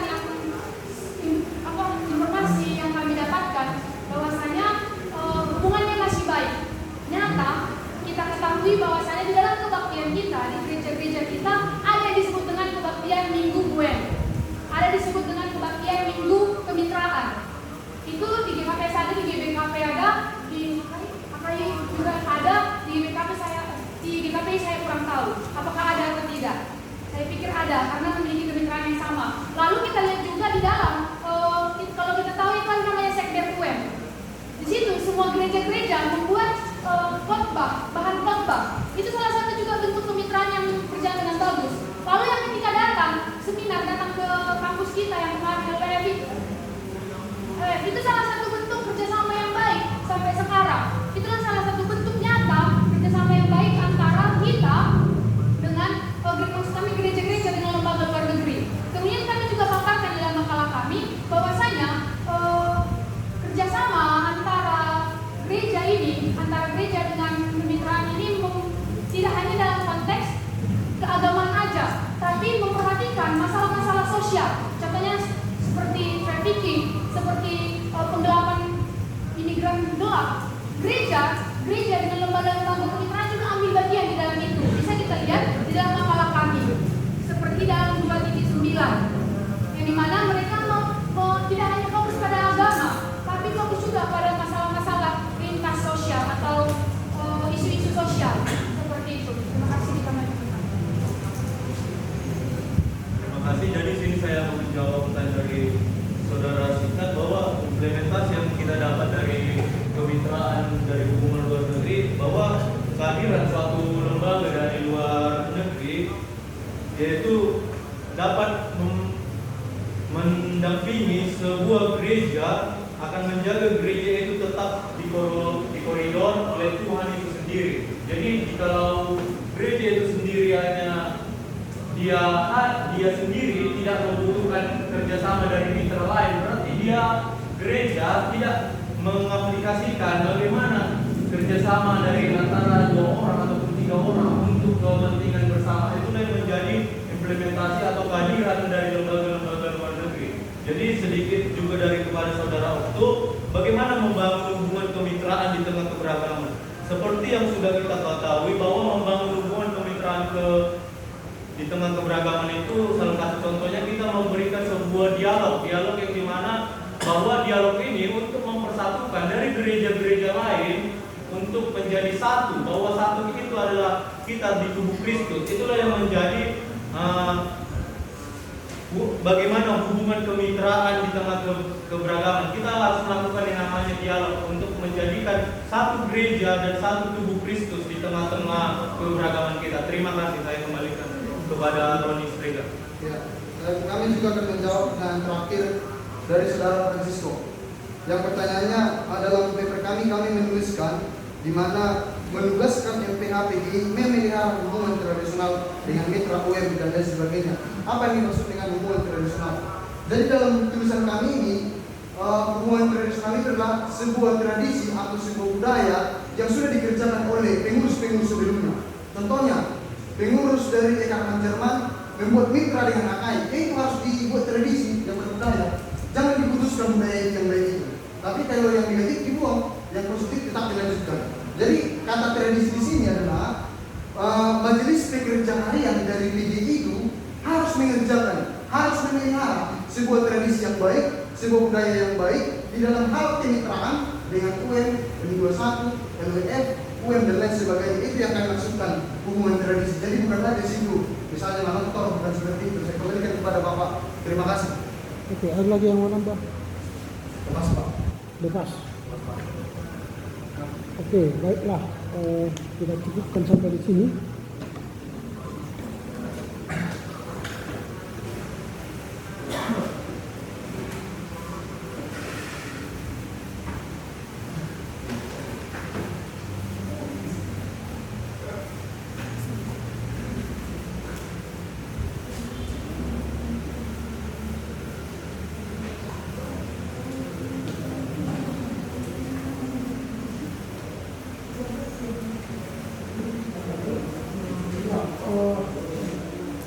Beberapa catatan yang harus saya sampaikan. Mengapa ini selalu saya tahu menyampaikan ini karena semester depan kalian sudah masuk ke seminar berusaha. Jadi anggaplah ini menjadi sebuah latihan menyusun sebuah proposal. Karena kemarin saya sangat kecewa. Saya sudah mengajar jurusan PAK untuk membuat seminar proposal. Tapi ketika latihan, mereka bukan membuat seminar proposal. Jadi saya marah dan kecewa. Karena saya berpikir saya mendidik anak-anak dari sepeda. 3 bulan saya kasih teori bagaimana cara naik sepeda. Harus seimbang, harus sendiri, harus berkorek. Lalu latihan, keyakinan sudah bisa naik sepeda, sudah sering membantu tentunya berkorek. Jadi pada saat itu saya akan juga ini minggu depan latihan naik sepeda dari sini ke Jakarta. Oke, belum lagi naik sepeda kita waktu latihan. Lalu tiba hari H untuk naik sepeda di Jakarta. Ternyata mereka bawa gerobak. Gerobak didorong. Bukan lari. Kita latihan sepeda supaya kasih sepeda kampus kemenangan yang baik. Mereka bawa gerobak. Karena gerobak kita usah belajar. Kita dorong. Nah, saya sudah mengajarkan cara membuat seminar proposal. Pertama, cari dulu. Kemudian ada latar belakang masalah. Identifikasi masalah, kemudian rumusan masalah, tujuan penulisan, manfaat penulisan, metodologi penulisan, dan sistematika penulisan. Saya ajari metodologi itu cara menulis seminar proposal. Lalu saya kasih judul untuk mereka pun menjadi sekolah orang itu proposal seminar. Lalu tiba-tiba pada hari H, mereka hanya buat begini. 1 per 2, 2 pembahasan, 3 kesimpulan. Apa yang emosi ini? Saya tidak pernah ajarkan ini, tapi itulah yang mereka berikan kepada saya. Kalau memang 5 tahun, 4 tahun kemudian di sini itu terus dibuat mereka. Begini cara. Maka tidak terlatih membuat proposal atau mengarah yang ilmiah. Saya tahu begitu. Disuruh pada sewaktu Februari tanggal 10 sudah harus disetor, dimasukkan seminar proposal. Kalian buat seperti ini. Kalau seperti ini jangan harap lolos. Itu lolos kalau kalian pindah ke SMA, ke SMP, mungkin lolos. Tapi kalau di kampus ini, tidak mungkin lolos. Yang mungkin dibuat lagi seminar proposal, bayar lagi kan? Itu. Atau tahun depan atau tahun depan. Jadi makanya ini menurut mereka yang saya buat seperti ini supaya kalian bisa melihat bagaimana cara membuat seminar proposal. Seminar proposal itu dimulai dari sini. Latar belakang besar.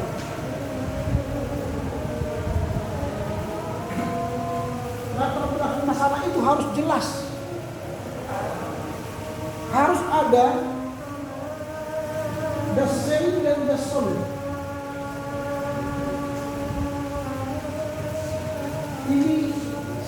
seharusnya dan das saya ini fakta.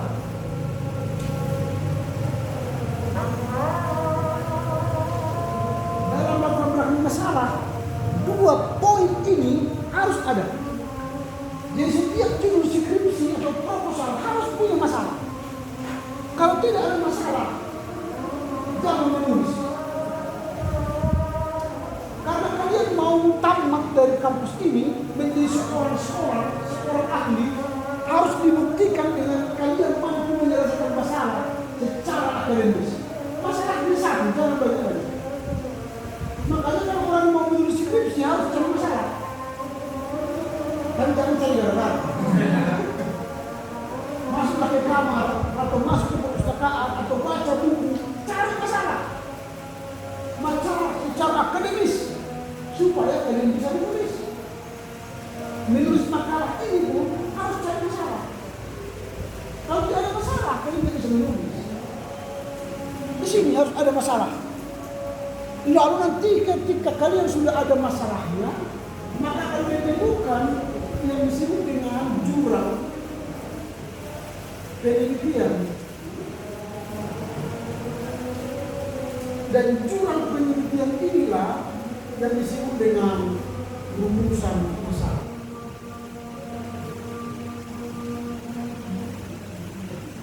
Rumusan masalah inilah yang disebut juga dengan pertanyaan penelitian. Dan pertanyaan penelitian ini cukup 3. 1 inti, 2 itu turunan.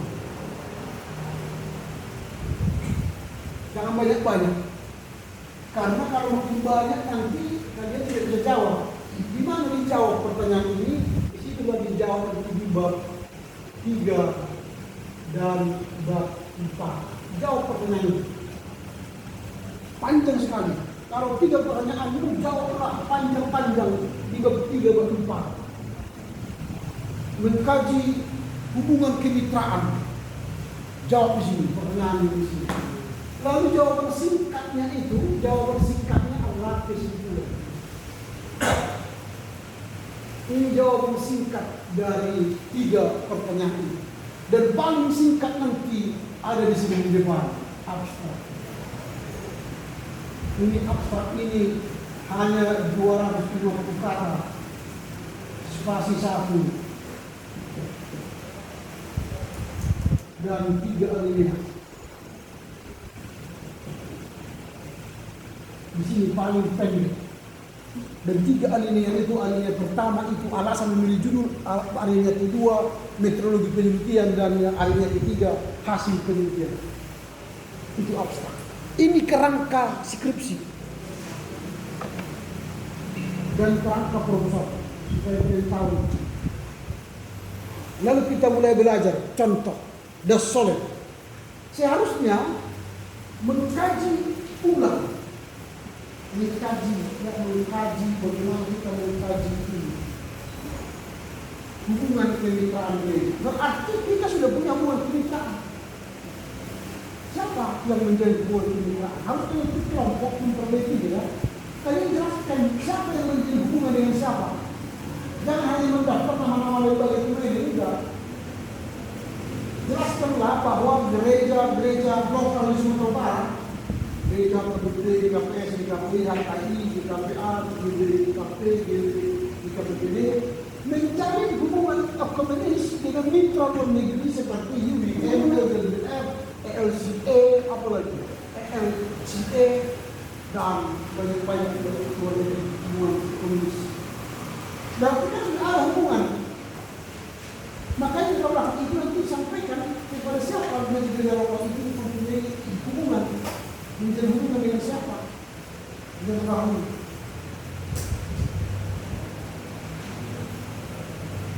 Lalu kalau sudah tahu masalahnya, mengkaji ulang, berarti sudah ada hubungan ekonomis sebuah gereja dengan lembaga Islam, maka kita kaji ulang. Apa seharusnya? Nah ini barulah dia mulai berpikir apa yang seharusnya kalian dapatkan dari hubungan kemitraan. Apa yang seharusnya kan bilang gereja-gereja lokal yang telah menjalin hubungan dengan kemitraan luar negeri, gereja lokal tadi disebutkan namanya, dengan kemitraan luar negeri disebutkan nama mitra luar negeri itu, seharusnya kalau sudah menjalin hubungan tentu akan mendapat dampak positif dan dampak negatif. Seharusnya dampak positifnya maka akan ada gereja-gereja lokal itu yang mandiri di bidang teologi, mandiri di bidang dana, mandiri di bidang daya. Apalagi hubungan kemitraan ini sudah dijalin 200 tahun, sudah 160 tahun lebih hubungan kemitraan ini. Kalau sudah 160 tahun, wow, itu seharusnya gereja lokal itu sudah mandiri. Itu seharusnya kan? Tapi dasarnya apa? Sudah mandiri belum? Fakta di lapangan sudah mandiri belum? Sudah mandiri ekologi kita? Sudah mandiri ekonomi kita? Tanah kita? Sudah mandiri daya kita? Belum. Itulah fakta.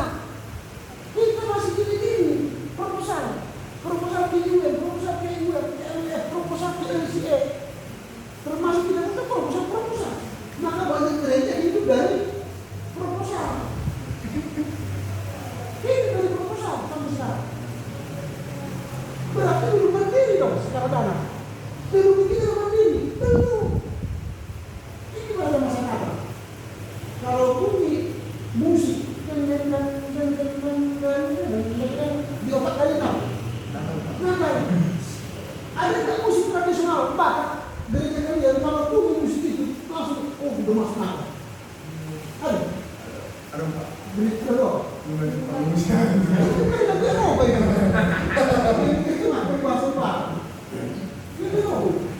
Ada lagu-lagu daerah kalau bunyi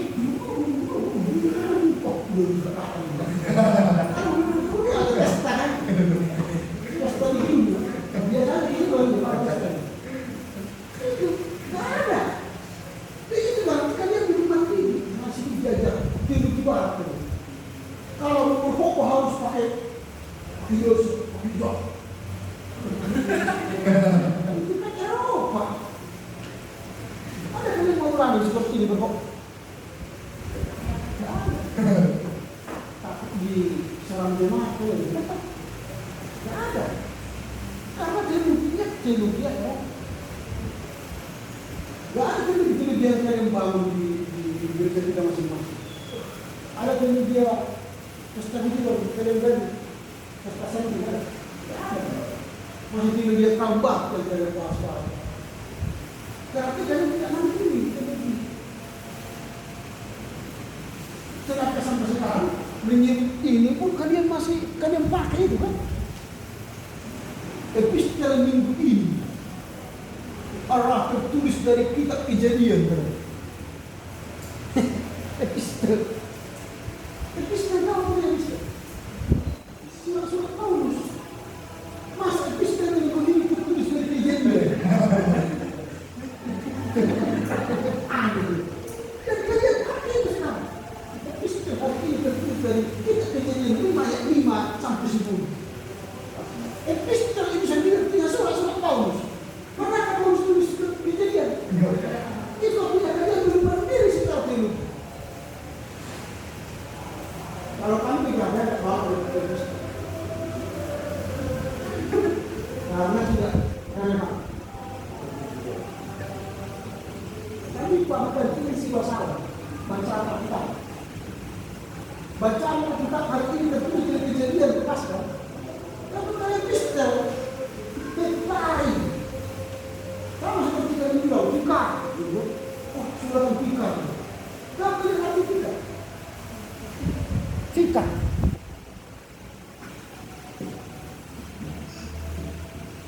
Fikah ini artinya associate pastor. Associate pastor terjemahan aslinya ialah pendeta di berbagai kita. Berarti dia sudah dia pendeta. Di kita fikah itu apa? Calon pendeta. Tapi tidak udah dalam fikah. Fikah ini associate pastor. Pendeta diperbantukan. Tapi kita sudah menyatakan pendeta diperbantukan, pendeta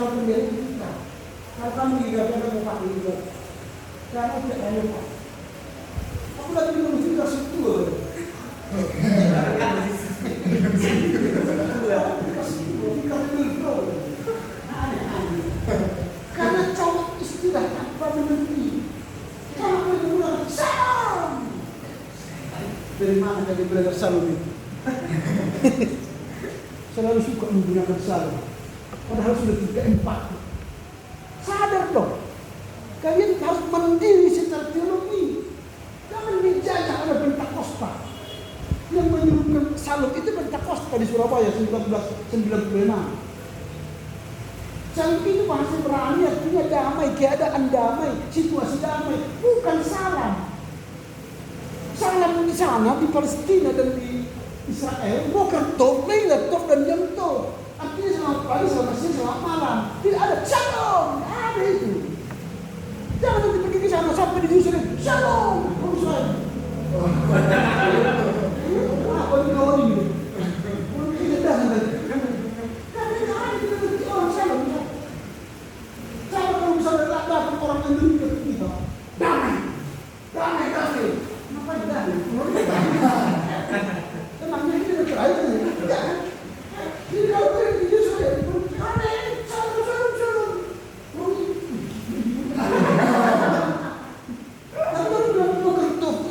Dan nyentuh mereka salah. Atau assalamualaikum warahmatullahi wabarakatuh. Karena mereka gunakan Indonesia. Bahasa mereka itu Arab, Ibrani, Pasifik. Kan kalau digunakan di sana, orang tak ngerti. Tapi kalau begini, itulah kalian sudah mendidik dia belum? Belum. Seharusnya itu kan, seharusnya dengan menjadikan orang Indonesia ini kita sudah mampu mandiri teologi, mandiri daya, mandiri daya. Tapi kenyataan kita belum mandiri. Lalu timbullah pertanyaan. Ini adalah jurang pemisah. Mengapa? Mengapa? Mulailah kalian bertanya. Mengapa kita belum mandiri teologi, belum mandiri daya, belum mandiri daya? Lalu apa faktor-faktor yang menyebabkan itu tidak mandiri? Lalu apa solusi? Itulah pertanyaan akademis. Itulah rumusan masalah. 3 saja pertanyaan.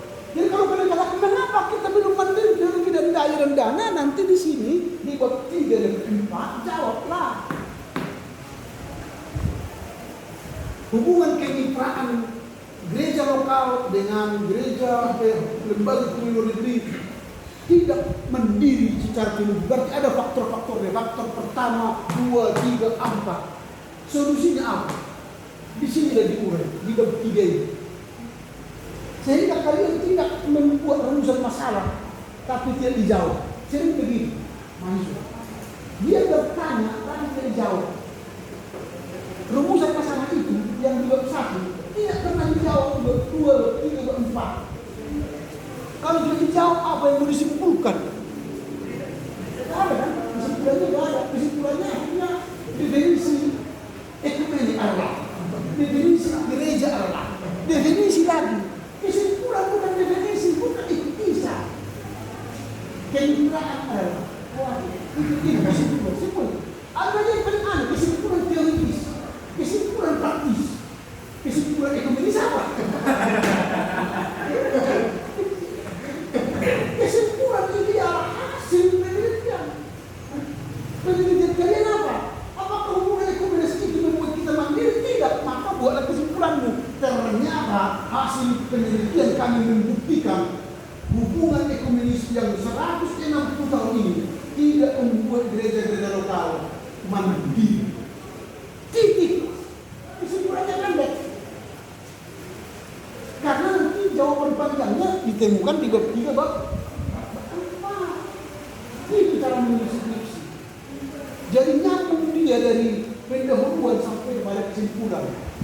Tapi skripsi dari sini bab 1 membahas terong, bab 2 membahas alpukat, bab 3 membahas mesin padi, bab 4 membahas kacang Arab, bab kesimpulan tomat Allah, alpukat Allah, mesin padi adalah itu kesimpulannya. Jadi orang yang baca kesimpulan itu yang terjadi. Lalu kalau dikritik nanti mahasiswa-mahasiswa yang menulis ini salah. Sudah begitu Pak dari Perbin 1, sudah begitu kata-kata 3 pun sudah begitu. Skripsi kata-kata 3 pun saya baca. Itu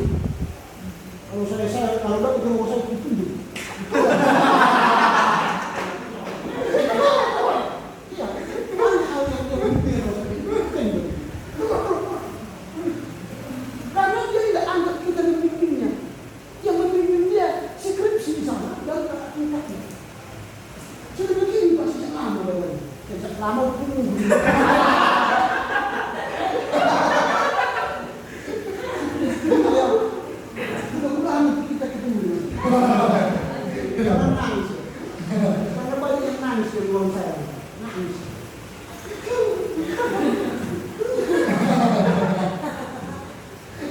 Kasih apa?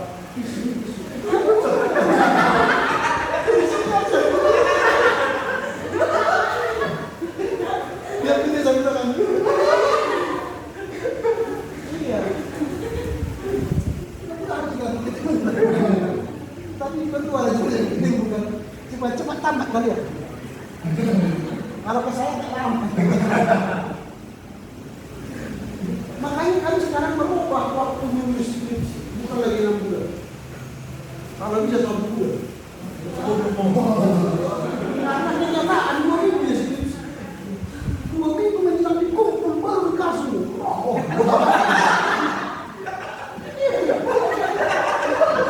Dipaksa kali lupa. Enggak dibaca kadang.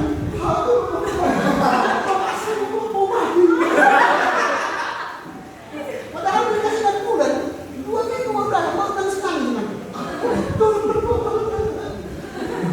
Makanya kamu sama-sama, 1 bulan aja. Tidak selesai kan? Oh 2 minggunya semua. 2 minggu, skripsi 2 minggu. Akhirnya, ya daripada tidak sudah kawan ini. Baca lagi. Akhirnya tamatlah kalian dengan sarjana awal-awal. Karena skripsi awal-awal. Itu terjadi. Dan itu terjadi terus juga. Seperti ini sudah seterangkan kepada yang menyusun kemarin. Tapi setelah ini terjadi terus lagi. Terus saya di mana saya? Biasa, ya begitu caranya nanti ya. Jadi nanti begini supaya kalian juga tahu kalau sudah ada jurang pemisah atau jurang penelitian ini harus diselesaikan secara akademis dengan metodologi. Jangan nanti buat metodologi. Apa namanya? Library research, field research itu aja. Hanya 1 kalimat. Wah. Penelitian itu metodologinya ada 3. Yang pertama kualitatif, yang kedua kuantitatif, yang ketiga campuran. Campuran ini jarang dipakai dalam kampus karena ini harus minimal 1 tahun 2 tahun digunakan. Tapi yang biasanya digunakan ini. Lalu kalau kualitatif yang digunakan alat pengumpulan datanya wawancara. Kalau kuantitatif alatnya ialah angket. Tapi di kampus kita ini penelitian, jenis penelitian kualitatif, tapi ada juga angket. Jadi gabung-gabung, angket dipakainya, wawancara dipakainya. Nama-nama. Jadi lihat untuk apa itu metodologi penelitian? Supaya kalian mampu menjawab permasalahan penelitian itu dengan metodologis, secara akademis. Sama seperti kalau misalnya ini mangga. Lalu kusuruh kalian kupaslah mangga ini. Metode pilihannya ada pisau yang tajam, ada parang, ada cangkul, ada gergaji, ada sensor. Pilih bagaimana untuk mengupas mangga ini. Seharusnya Anda solid mengupas mangga ini pada pisau yang tajam, kan? Sehingga kalau tidak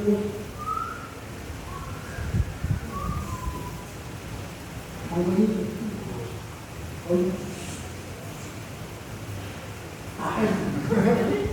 tapi pisaunya bagus, cara menyelesaikan masalahnya bagus. Ada das solen, das sei, mengapa? Dijawab 3, 4, ada kesimpulan, ada abstrak. Kita punya membaca. Tidak mungkin lagi nilai C, minimal nilai A, minimal. Karena tidak enak gimana? Coba, kau pasti ngomong, yang punya apa? Batu di bibir. Enggak yuk. Kita makan. Karena enggak cantik. Karena itu pasti nampak. Ada orang yang punya cantik. Tapi diri. Makin ini. Karena enggak mungkin lah kita makan itu kan. Itu pakai cantik.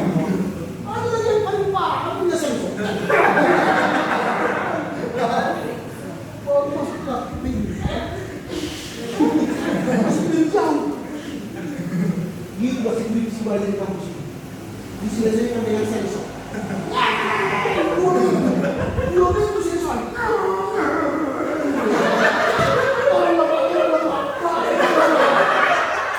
Bisa besok juga.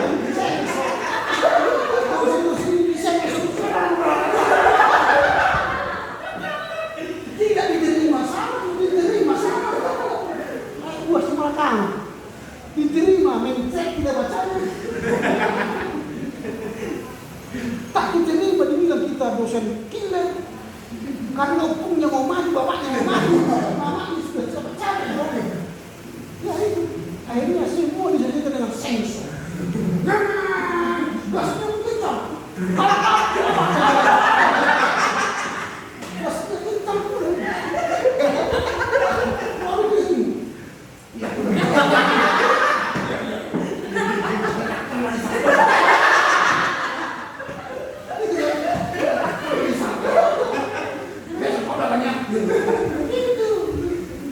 Karena diselesaikan dengan sensor.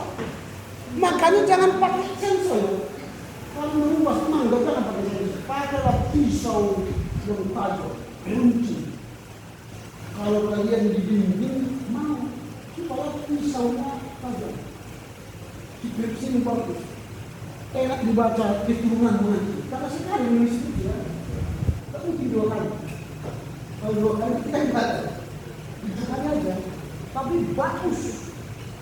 Ini skripsi kita di sini hanya sampung yang bagus. Warna merah sini. Tapi di sini kalau buat. Ya. Setiap bacanya. Ya.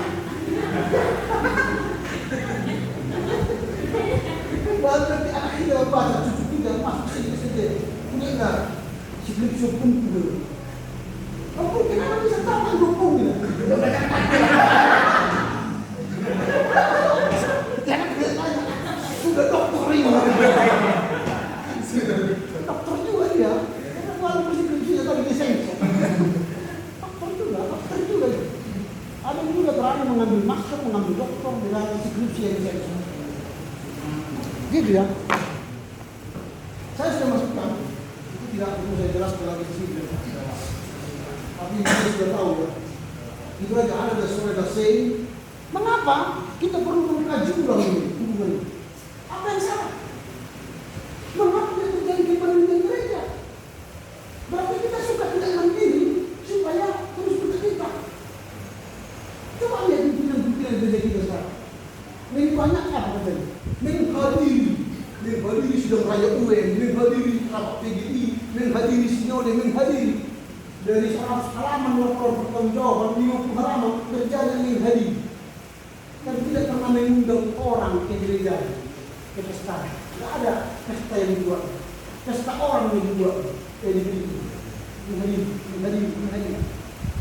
Kalau pimpinan yang berkualitas, dia buat gaweannya, pesta di rumahnya, lalu dia undang orang ke rumahnya pesta.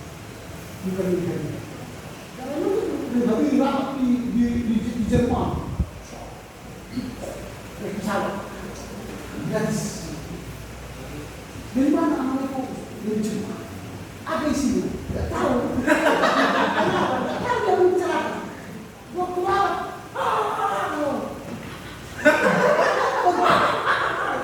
Terlambat tertawan. Karena tidak ngerti dia mencerahkan. Tapi tadi. Itu.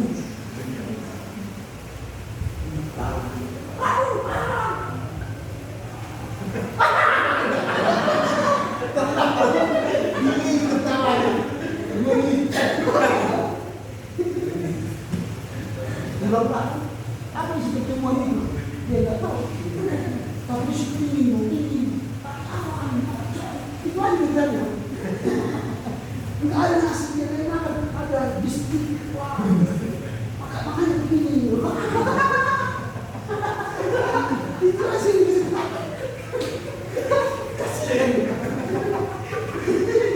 Kalau semua gereja ada menteri. Kasihan. Kalian itu jadi bos. Kalau kalian seperti nanti saya lihat aku dulu.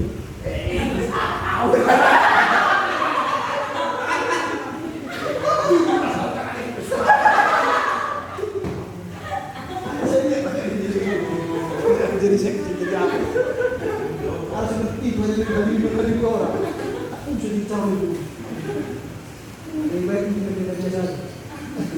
Kalau pindah biasa kan ada pesta pembangunan, kan undang orang. Lebih hebat dari itu. Pesta sending dari undang orang lain. Lebih hebat dari itu. Kamu sudah pernah buat dia. Hanya undang sinode, undang rawat pendeta itu ada. Undang rawat pendeta. Tapi kan tidak. Kamu dia nanti keresmian gereja.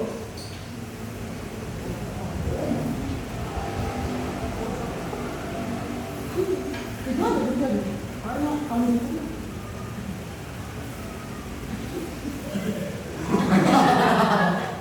ada buah, ada makanan.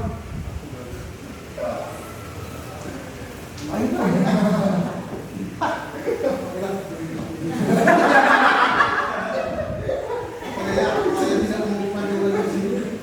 Karena sudah ada catatan-catatannya, sudah bilang. Minggu depan kita jumpa 2 Oktober. Tapi itu namanya di dalam hubungan antara gereja Protestan dan Katolik dibahas lah. Dan satu lagi itu bagaimana letakkan gereja dibahas. Sama seperti ini aja, caranya begini. Kalau 4 dan 5 itu coba lebih seperti ini. Cari apa masalahnya, apa dasarnya dan dasarnya, sehingga kalian menunjukkan menjadi rumusan masalah pertanyaan penelitian, lalu tentukan apa metodologi. Kalau sudah mau menulis paper tentang desainer proposal sudah siap, berlari. Oke, semoga bermanfaat. Silakan dengan nyanyi dan doa. Karena tidak ada yang mau makan di sini cepat kan, nggak datang dia kan? Silakan.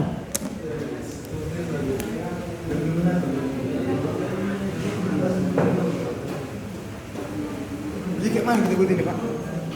Yang nggak datang ini si satu ini sama siapa?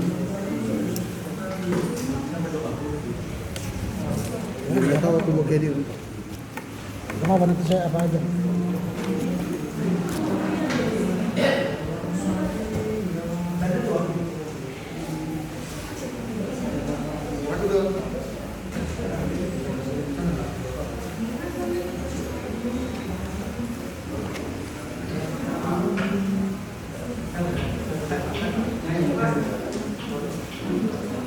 Jadi sebelum mengakhiri perkuliahan kita lihat dulu. Kita bernyanyi pada nauli orang lupa dan bola biar dimuluki 2, 2, 3 ya. Pada nauli orang lupa dan bola biar dimuluki nambe holong do dalam simboluso rodo hati urong sian langit di tung sohu harupa aromano bihon aromano bihon tung sohu harupa aromano goyo osmaro hamis. Baiklah, kita satukan hati kita bersatu dalam doa.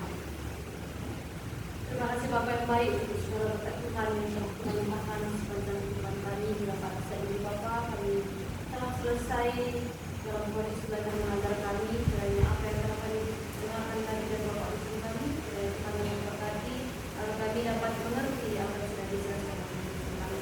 Bapak di surga, kiranya Tuhan memberkati Bapak Usul kami untuk memberikan kesehatan, rezeki yang berlimpah dan juga sukacita di dalam dia menjalani kehidupannya. Dan juga Bapak, sebentar kami pulang ke tempat kami masing-masing, Tuhan memberkati dan Tuhan juga memberkati segala aktivitas yang akan kami lakukan selanjutnya. Hingga doa anak yang Tuhan sempurna kami datang melalui putramu yang kudus. Amin. Amin. Nanti untuk saudara siapa ini Sardo tolong nanti suruh datang ke ruangan saya